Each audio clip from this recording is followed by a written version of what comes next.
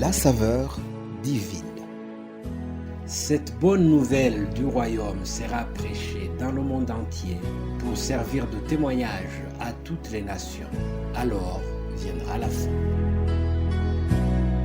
Préparation et présentation, Immaculée Milanesa.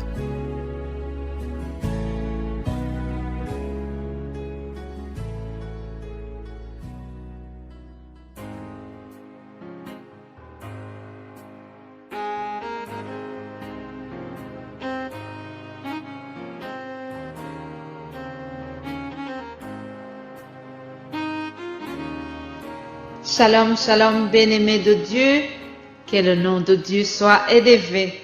Je rends grâce à mon Seigneur qui me donne encore cette grâce, cet honneur de pouvoir partager sa parole avec vous.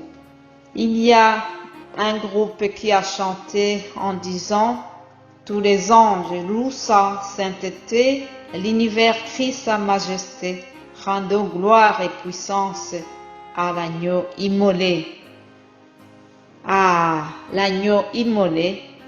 Je vais parler sur l'agneau immolé aujourd'hui. Nous sommes en train de voir le sang de Jésus.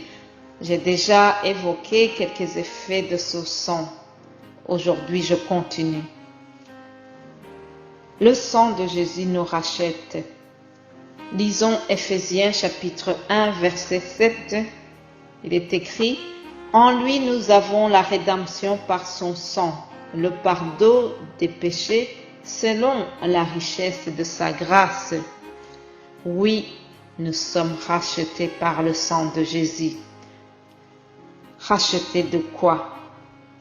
Nous avons été rachetés du royaume des ténèbres. Le royaume de Satan, c'est un royaume où toutes les mauvaises choses se passent, mes amis. Alors, Christ a versé son sang pour racheter les hommes de toute race et de toute langue, les hommes de toutes les nations. Parfois, nous les habitués de la Bible, nous utilisons un langage qui nous est familier et nous pensons que ça c'est facile pour les autres. Mais je voudrais vous le dire dans des termes plus simples. Le fait que Jésus nous a rachetés est semblable à ceci. Prenons un prisonnier condamné pour telle raison, puis une autre personne décide de subir la condamnation à sa place. C'est ça que Jésus a fait pour nous lorsqu'il a versé son sang. Le sang de Jésus nous pardonne. Je vais parler un peu sur Jean-Baptiste avant de continuer. Jean-Baptiste, un grand serviteur de Dieu, a eu la grâce de précéder Jésus-Christ dans son ministère.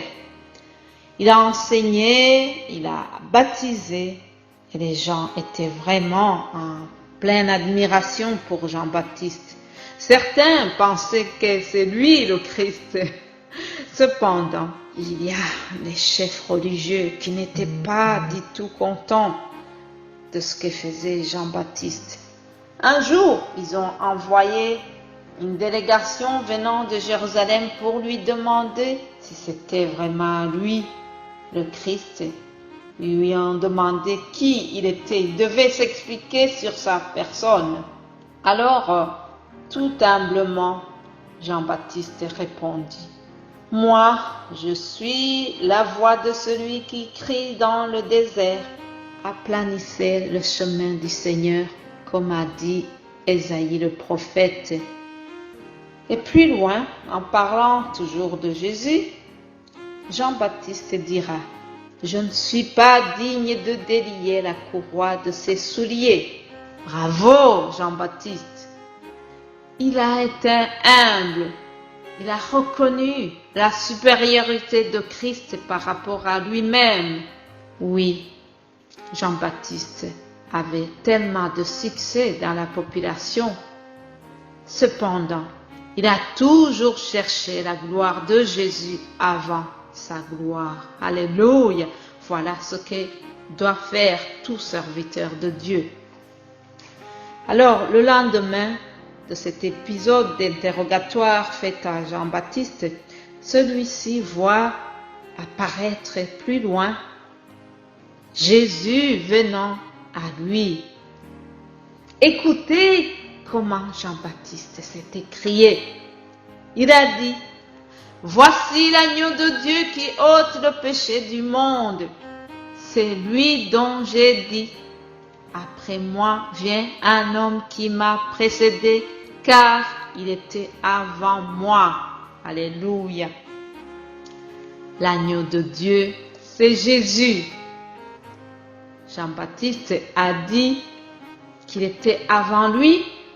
Oui, Jésus a été avant lui parce qu'il est venu du ciel. Il a existé bien avant. Jésus est Dieu. Il a toujours existé. Alors, pourquoi l'appelle-t-on agneau? On l'appelle un agneau parce que dans la culture juive, on utilisait très couramment un agneau pour les sacrifices. Aussi, un agneau était utilisé lors de la fête de Pâques, lors de leur fête de Pâques qui célébrait leur libération lorsque, dirigés par Moïse, ils ont quitté l'esclavage en Égypte. Le sang de l'agneau a été appliqué sur leurs portes et ce fut un signe, ce fut un indice pour que l'ange destructeur les épargne et passe outre leur maison. Donc, les sacrifices d'animaux étaient utilisés. C'était quelque chose de normal dans la culture juive. Cependant, ces sacrifices couvraient seulement les péchés. Leurs péchés n'étaient pas retirés complètement. Ils étaient couverts. Alors que l'agneau de Dieu, Jésus, qui a versé son sang à la croix, le sang de Jésus est supérieur à celui de l'agneau, à celui des boucs, parce que son sang retire tous les péchés. Amen. Le sang de Jésus ôte, le sang de Jésus efface les péchés, tandis que le sang des boucs ne les retirait pas complètement. Je vais continuer cette méditation demain. En attendant, je vous souhaite de passer une excellente journée. Amen.